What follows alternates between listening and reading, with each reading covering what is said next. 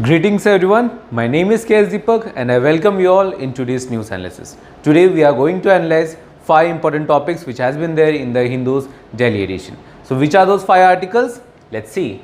The first one is on core sector input. Here we will be seeing कि ये कौन-कौन से हैं core sectors. इसमें दो indexes हैं जिसे कहते हैं ICI and IIP. So we will be seeing which are those, the differences between those, the significance of those, all these things. Second, Modi unveiling the first global bullion exchange. तो यहाँ पे देखें कि बुलियन होता क्या है, उसका एक्सचेंज का क्या सिग्निफिकेंस है और दियस गवर्नमेंट ने क्या क्या इनिशिएटिव्स लिए हैं, that all things. Third one, the supreme court collegium system. Here be seeing the collegium system होता क्या है, क्या क्या उसके इश्यूज हैं, वे फॉरवर्ड क्या है, all this things will be seeing here. The fourth one, Jaishankar pushes for the Chabahar port.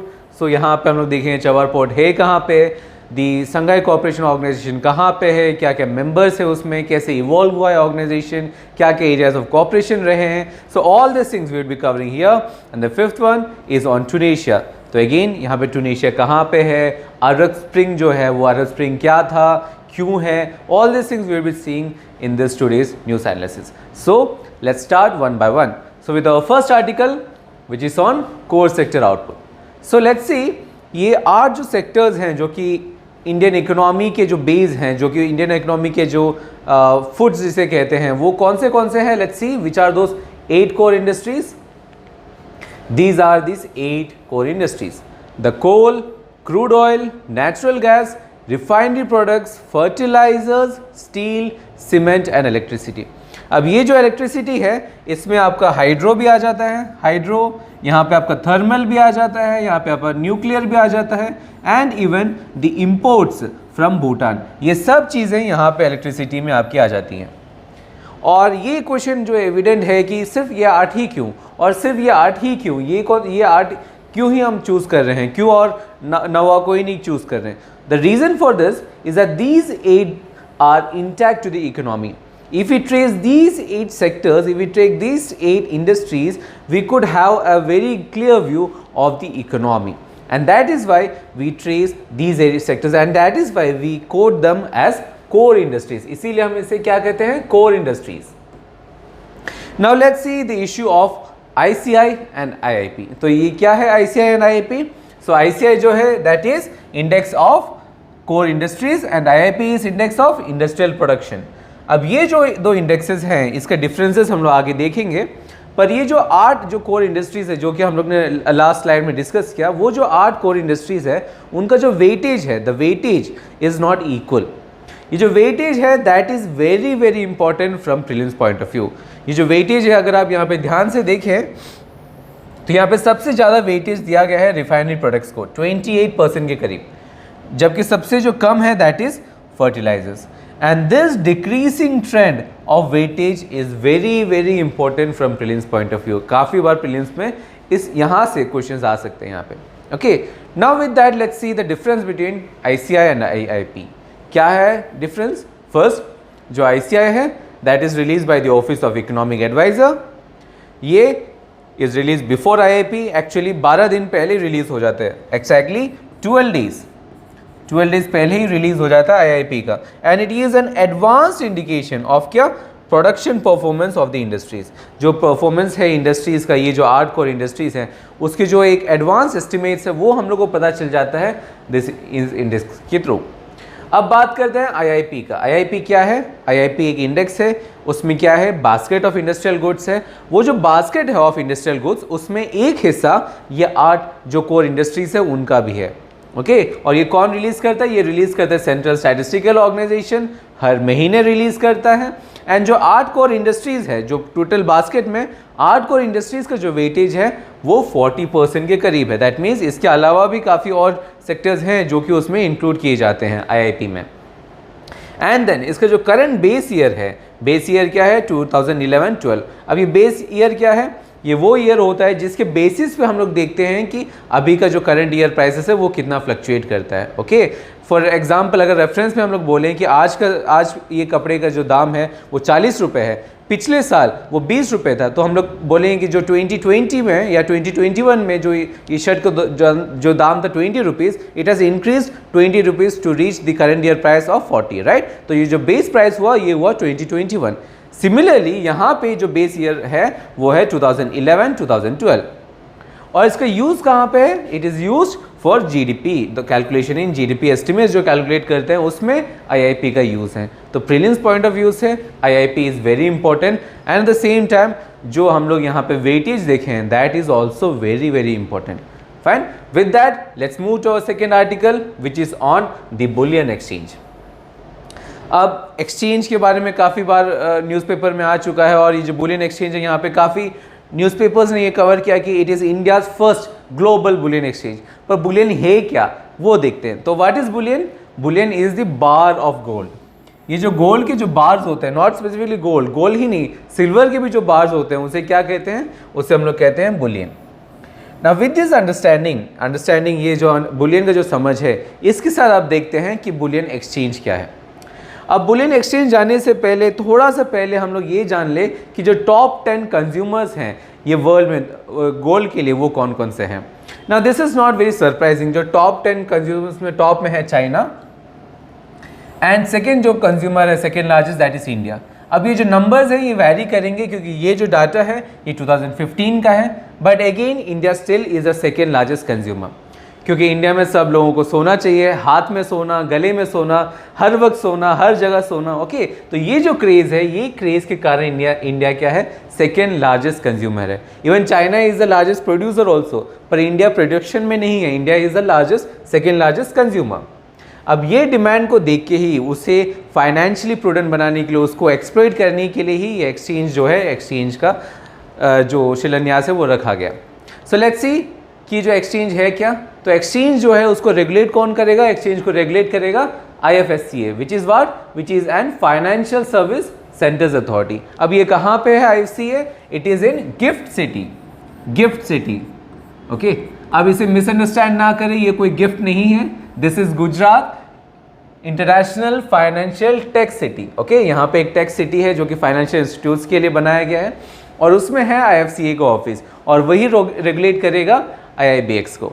Second thing, IIBX would be the gateway for Boolean imports into India. जितने भी बुलियन इंपोर्ट्स करेंगे उसके लिए जो गेटवे होगा वो ये IIBX के थ्रू होगा। थर्ड वन, जितने भी इंपोर्ट्स होंगे डोमेस्टिक कंजम्पशन के लिए that would be channelised through this exchange. जो भी बुलियंस आएंगे, इंपोर्ट्स किए जाएंगे डोमेस्टिक कंजम्पशन के लिए, वो इस एक्सचेंज के थ्रू ही होगा। विद दैट लेट्स सी कि इसका ज़रूरत क्या था, ये IIBX बनाने का ज़रूरत क्या था। First thing is that it would be the first time कि जो क्वालिफाइड ज्वेलर्स हैं वो भी इसमें इंपोर्ट कर पाएंगे IIBX। अब पहले जो बुलियन इंपोर्ट करते थे उसमें गिने चुने कुछ बैंक्स और इंपोर्टर्स जो हैं, जो कि government of India strongly regulate करता था, वही गिने चुने लोग इसे इंपोर्ट कर सकते थे। पर अभी IIBX के थ्रू जो क्वालिफाइड ज्वेलर्स हैं, अगेन जो कौन कौन है qualified, that is something which IFSCA would decide, पर ये जो क्वालिफाइड ज्वेलर्स हैं ये भी उन्हें इंपोर्ट कर पाएंगे। The second thing is increasing transparency and efficiency. Now when you provide a particular exchange, when you have an institution, when you have a dedicated institution for something, you are channelizing the energy, right? What you are doing, you are increasing the transparency and you are increasing the efficiency, which is very important for the growth of India, right? India को future demands जो future aspirations है उसको meet करने के लिए such an institution is necessary. Third, to assure the quality of gold. अब आपको पता होगा जो प्योर गोल्ड है वो काफ़ी सॉफ्ट होता है, आप उसे चबा भी सकते हैं, आप उसे टेढ़ा कर सकते हैं दबा के। उसके बाद उसमें काफ़ी और मेटल्स जो हैं ऐड किए जाते हैं, एक काइंड ऑफ एलॉय बनाया जाता है, तब जाके जो ज्वेलरीज हैं उसमें यूज़ किया जाता है। अब ये जो क्वालिटी है उसे मेंटेन करने के लिए कोई एक इंस्टीट्यूशन चाहिए, उसका जो एश्योरेंस है वो क्वालिटी को एश्योर करने के लिए कि सब तक जहाँ तक जो भी ज्वेलरीज होते हैं, ज्वेलरीज में एक जो ईयर मार्क होता है उसमें जो भी क्वालिफिकेशंस होते हैं उसको मेंटेन करने के लिए एक इंस्टीट्यूशन की ज़रूरत थी, and that is why it is important. Next, to integrate जब भी आप इंस्टीट्यूट बनाते हो, what you do, you integrate that system, you channelise and you integrate that system with other systems of the economy, and such an integration is necessary for India. India is a country में जहाँ पे lot of other things comes into play, आपको एक integration की ज़रूरत है, and that is where the IIBX comes into play. Next, makes it easier for the smaller bullion dealers and jewellers to trade. जैसे मैंने कहा कि यहाँ पे पहले हम लोग कुछ गिने चुने बैंक्स होते थे, गिने चुने इंपोर्टर्स होते थे जो कि इसको इंपोर्ट करते थे, राइट. अभी के टाइम पे जो क्वालिफाइड ज्वेलर्स हैं वो भी इंपोर्ट कर पाएंगे. दैट मीन्स ये जो स्मॉल स्केल बुलियन ट्रेडर्स हैं वो भी इस पे आ पाएंगे, जो स्मॉल स्केल ट्रेडर्स हैं वो भी इस पे एक जो प्लेयर बन सकते हैं, एंड दैट इज़ इम्पॉर्टेंट अगर इंडिया को फ्यूचर एस्पिरेशंस फुलफिल करना है. And the last one is to establish India's position as a dominant trading hub in the world.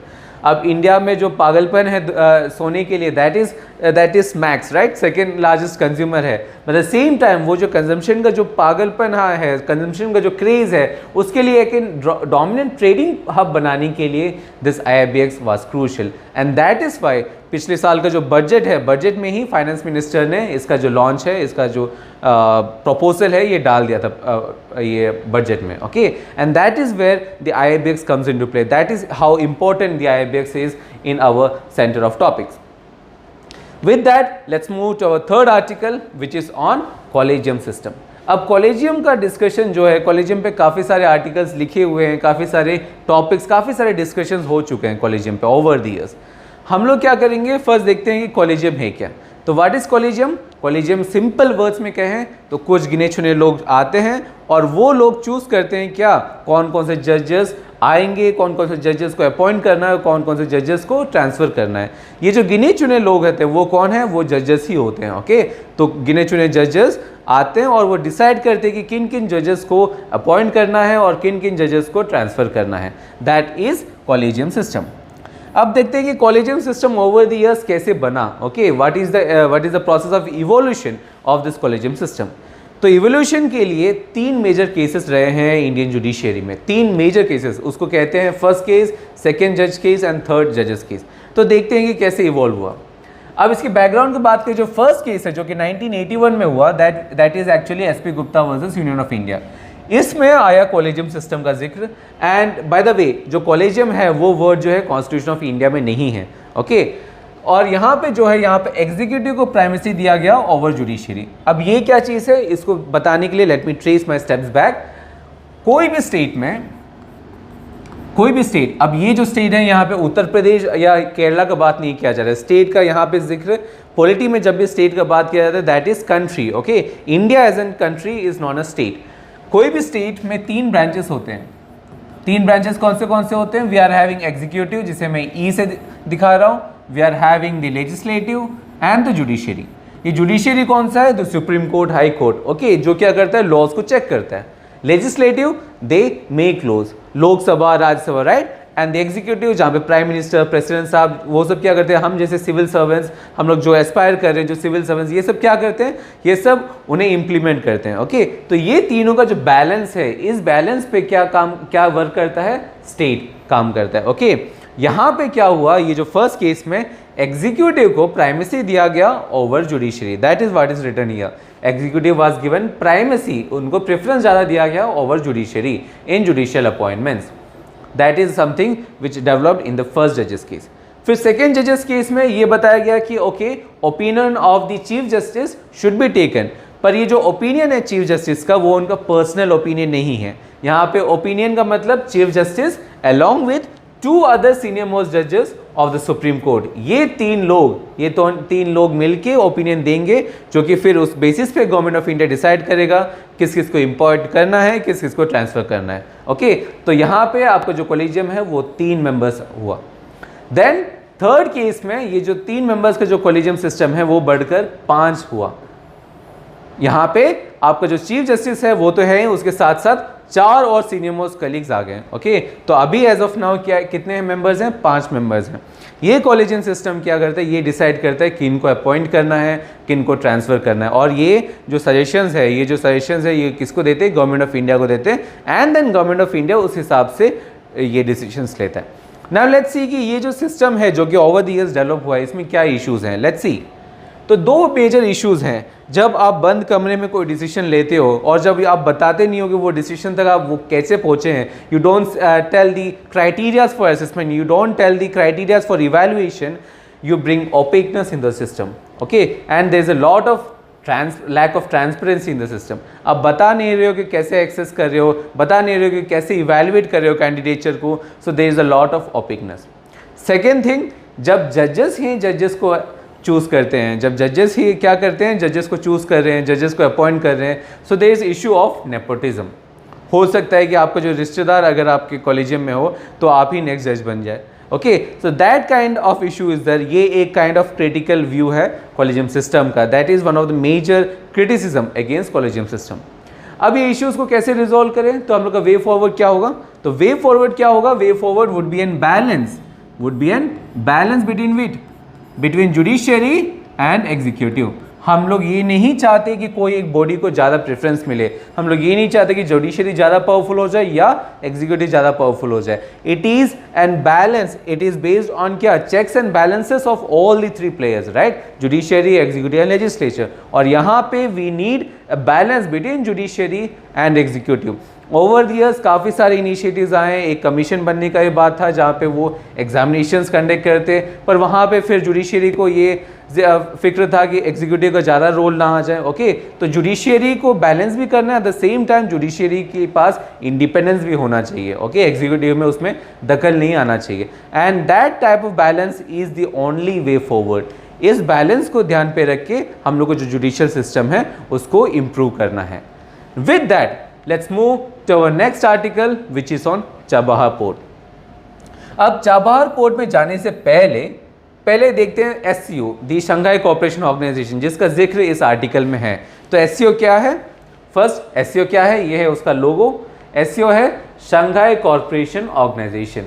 SCO में कितने मेंबर्स हैं, 8 मेंबर्स है. जैसे हमने सार्क का डिस्कशन किया, यहाँ पे भी एससीओ में कितने, 8 मेंबर्स है. कौन कौन से हैं, ये है वो मेंबर्स. ओके, तो एससीओ जो है ये पहले उज़्बेकिस्तान से ऊपर जितने भी मेंबर्स थे ये पहले से ही फॉर्म थे, 1990 से ही थे. इन्हें कहते थे शंघाई 5. शंघाई 5, ये शंघाई 5 पहले से ही थे. उसमें फिर उज़्बेकिस्तान ऐड हुआ. उज़्बेकिस्तान ऐड होने के बाद ये क्या बना, ये बना शंघाई कॉरपोरेशन ऑर्गेनाइजेशन. ये फिर एससीओ जो कि 2000s में बना, जिसमें नेम चेंज हुआ शंघाई 5 से एससीओ में. उसके बाद इंडिया और पाकिस्तान अराउंड 2017 के करीब उन लोग दोनों आए. ओके, और अभी ये सब है मेंबर्स.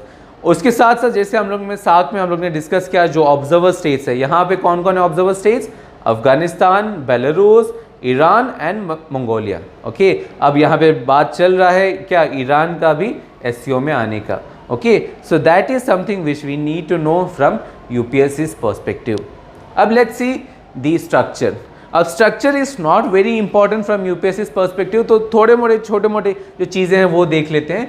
जो highest decision making body है that is the Council of Head of States. जो Head of States है वही है सबका माई बाप SCO में. ओके, और जो डे टू डे एक्टिविटीज़ है वो कौन करते हैं, council of foreign ministers and meeting of head of ministers. Okay, ये क्या करते हैं, ये डे टू डे एक्टिविटीज़ को डील करते हैं. ये जो है council of head of governments, ये डिसाइड करते हैं इसका बजट, सब चीज़ जो बजट है और जो फाइनेंशियल एस्पेक्ट है वो सब चीज़ों में डिसीजन जो करता है वो ये है, ये council of head of government. अब यहाँ पे एक और चीज़ है जो कि यूपीएससी के पर्सपेक्टिव से वेरी इंपॉर्टेंट है, और यूपीएससी के पर्सपेक्टिव से नहीं, इंडिया के सिक्योरिटी के पर्सपेक्टिव से भी काफ़ी इंपॉर्टेंट है. वो क्या है, द रैट्स. रैट्स क्या है, Shanghai cooperation organisations regional anti terrorist structure. अब ये क्या करता है, इट ट्राइज टू कर्व क्या, terrorism, extremism and separatism. Terrorism, extremism, separatism, ये तीनों को काउंटर करने के लिए, इन तीनों को काउंटर करने के लिए एक काइंड ऑफ कोलैबोरेशन के लिए है ये structure, RATS council. Okay, and that is very important. That is why Indian government is very supportive of SAARC. Even though lot of issues हैं सार्क में over the years, but still Indian government का एक support इसलिए है क्योंकि यहाँ पे rats council है. रैट्स जहाँ पे हम लोग टेररिज्म, एक्सट्रीमिज्म और सेपरेटिज्म के खिलाफ हम लोग एक डाटा शेयरिंग और वहाँ पे बात कर सकते हैं. That is an council there. With that let's see the areas of cooperation. अब जैसे हम लोग ने सार्क में देखे different different areas of cooperation, यहाँ पे कौन से एरियाज हैं? First is youth and public youth organisations. To quote an example, there is SCO youth council. यहाँ पे SCO यूथ काउंसिल भी है. Next is the exchange of scientific ideas. Scientific ideas हो जाए, वहाँ पे मटेरियल्स हो जाए, जो रेफरेंसेस है, पब्लिकेशंस है, जो कि आपका रिसर्च है, ये सब चीज़ों में एक इंट्रैक्शन लाने के लिए, ये सब चीज़ों में एक काइंड ऑफ रिलेशंस लाने के लिए this is one of the major areas of cooperation under SCO. Third one is to promote jointness, to promote integration. क्या चीज़ों के लिए? Economic and humanitarian initiative. ये सब इनिशिएटिव्स में इकोनॉमी में जो भी है या ह्यूमैनिटेरियन जो इश्यूज़ हैं उसमें एक इंटीग्रेशन लाने के लिए, उसमें एक जॉइंटनेस लाने के लिए ये SCO का गठन किया गया है. ओके, एंड SCO का जो एक major cooperation area of cooperation है वो ये है. With that let's move to Chabahar port. अब देखते हैं चाबार पोर्ट क्या है. चाबार पोर्ट कहाँ पे है? चाबार पोर्ट है ईरान में. फाइन. नाउ लेट्स सी कि चाबार पोर्ट क्यों इंपॉर्टेंट है. उससे पहले थोड़ा सा बैकग्राउंड देख लेते हैं. चाबार पोर्ट का जो फॉर्मेशन था वो 2016 में इंडिया, ईरान एंड अफगानिस्तान तीनों आए, तीनों बैठे. उसके बाद जो ट्राइलैटरल एग्रीमेंट हुआ for what? For transit and transport corridor. There was an agreement, trilateral agreement for transit and transport corridor, and on the basis of this transit and transport corridor the Chabahar port came into being. Okay, the second thing is the state on Ircon had an MOU with Iranian Railway Ministry. Now you know जो इरकोन है वो Indian railways का construction का arm है. Okay, IRCON ने Iranian railway ministry के साथ एक MOU साइन किया और वहाँ पे ये इंटीग्रेट करते हैं, वहाँ पे ये कंस्ट्रक्शन में हेल्प करते हैं. विद दैट लेट्स सी कि सिग्निफिकेंस क्या क्या है और क्यों इतना गवर्नमेंट ऑफ इंडिया या जो जयशंकर जी है इतना इसमें जोर क्यों लगा रहे हैं, क्यों ज़रूरत है. First thing is it would be a gateway to integrate India with Central Asian countries. Central Asian countries को समझाने के लिए let me show you this graph. यहाँ पे आप इस वाले फिगर में आप देख सकते हैं मुंबई से डायरेक्टली सी रूट के थ्रू हम लोग चाबार पोर्ट तक जाके वहाँ से हम लोग ईरान होके अफगानिस्तान के काबुल तक जा सकते हैं. ये कब ज़रूरत पड़ेगा?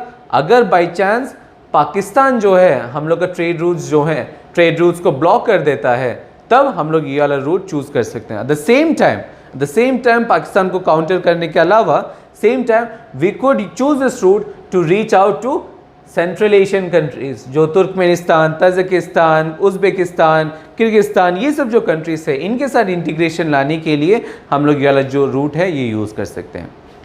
Second one is that this port could counter क्या? One belt one road initiative. अब ये one belt one road initiative क्या था? हम लोग ने कल देखा one belt one road initiative के अकॉर्डिंगली आपका CPEC में क्या है? CPEC में कशगर से लेकर यहाँ पे पाकिस्तान के काफ़ी सारे पोर्ट्स, ग्वादर पोर्ट तक क्या है? एक सीरीज ऑफ इंफ्रास्ट्रक्चर प्रोजेक्ट्स हैं. उसको काउंटर करने के लिए this route could we choose. क्यों? क्योंकि जो चाबार पोर्ट है और जो ग्वादर पोर्ट है उसमें सिर्फ और सिर्फ कितना 72 किलोमीटर्स का डिफरेंस है. Okay, so that is why it is important. Third significance is that in the future we could use this Chabar port क्या to integrate with international north south transport corridor. अब ये क्या है international north south transport corridor? This is international north south transport corridor जो आप red से देख पा रहे हैं. ओके, और ये जो ट्रेडिशनल रूट है वो आप ब्लू से देख पा रहे हैं. आप देख सकते हैं कि रेड से जो लाइन है वो कितनी छोटी है, right? So that is the importance of international north south transport corridor. यहाँ पे आप देख सकते हैं कि मुंबई इंडिया का कनेक्शन डायरेक्टली रशिया से है और सिर्फ रशिया तक नहीं, यूरेशिया जो है यूरेशिया तक भी उसका इंटीग्रेशन है. एंड ये जो चाबार पोर्ट का जो लिंक है that could be an essential link in the north-south transport corridor, and that is why this Chabar port is important from India's perspective. With that, let's move to our fifth article, which is on Tunisia. One man rule. अब Tunisia में कल का newspaper में भी जो text and context के जो section थे उसमें एक मेजर डिस्कशन था, रेफरेंडम के जो डिटेल्स उस पे थे, और आज एडिटोरियल में भी एक सेक्शन है. सो लेट्स सी फर्स्ट कि ट्यूनीशिया कहाँ पे है. ट्यूनीशिया कहाँ पे है?